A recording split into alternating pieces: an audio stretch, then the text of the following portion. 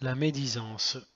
Le jugement téméraire produit l'inquiétude, le mépris du prochain, l'orgueil et complaisance de soi-même, et cent autres effets très pernicieux, entre lesquels la médisance tient des premiers rangs comme la vraie peste des conversations.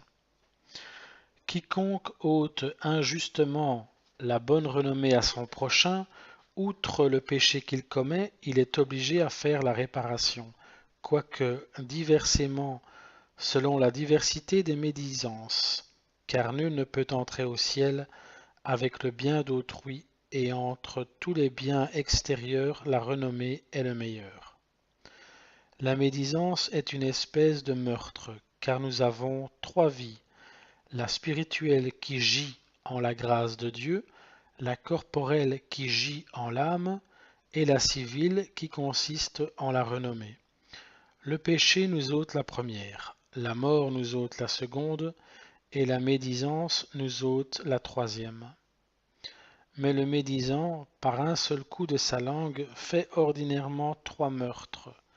Il tue son âme et celle de celui qui l'écoute d'un homicide spirituel, et ôte la vie civile à celui duquel il médit, car, comme disait saint Bernard, et celui qui médit et celui qui écoute le médisant, tous deux ont le diable sur eux, mais l'un l'a en la langue et l'autre en l'oreille. David, parlant des médisants, psaume 139, 3, ils ont affilé leur langue, dit-il, comme un serpent. Or, le serpent a la langue fourchue et a deux pointes, comme dit Aristote, et telle est celle du médisant, qui d'un seul coup pique et empoisonne l'oreille de l'écoutant et la réputation de celui de qui elle parle. Je vous conjure donc, très cher Philothée, de ne jamais médire de personne, ni directement ni indirectement. Gardez-vous d'imposer des faux crimes et péchés au prochain, ni de découvrir ceux qui sont secrets, ni d'agrandir ceux qui sont manifestes, ni d'interpréter en mal la bonne œuvre, ni de nier le bien que vous savez être en quelqu'un, ni le dissimuler malicieusement, ni le diminuer par parole, car en toutes ces façons vous offenseriez grandement Dieu, mais surtout accusant faussement et niant la vérité au préjudice du prochain, car c'est double péché de mentir et nuire tout ensemble au prochain.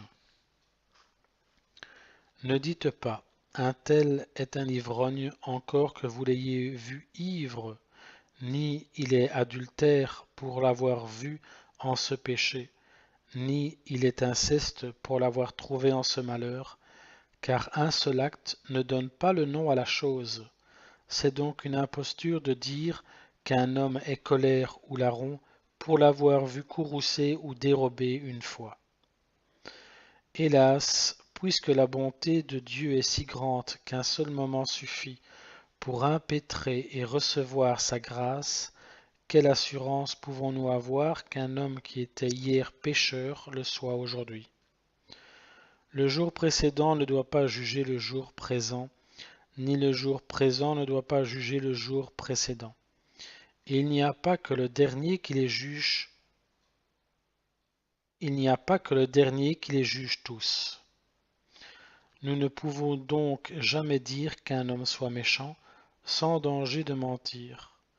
Ce que nous pouvons dire en cas qu'il faille parler, c'est qu'il fit un tel acte mauvais, il a mal vécu en tel temps, il fait mal maintenant, mais on ne peut tirer nulle conséquence d'hier à ce aujourd'hui, ni aujourd'hui au jour d'hier, et moins encore au jour de demain. Encore qu'il faille être extrêmement délicat à ne point médire du prochain, si faut-il se garder d'une extrémité en laquelle quelques-uns tombent, qui pour éviter la médisance, louent et disent bien du vice. S'il se trouve une personne vraiment médisante, ne dites pas pour l'excuser qu'elle est libre et franche.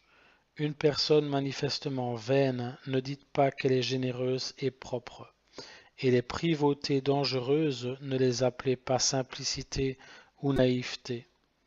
Ne fardez pas la désobéissance du nom de zèle, ni l'arrogance du nom de franchise, ni la laxiveté du nom d'amitié.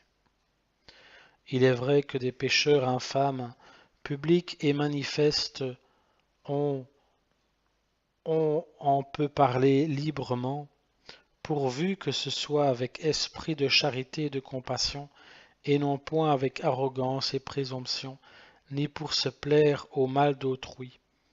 Car pour ce dernier, c'est le fait d'un cœur vil et abject.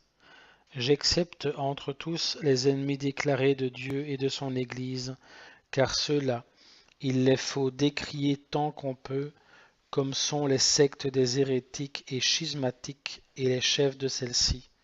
C'est charité de crier au loup quand il est entre les brebis, voire où qu'il soit.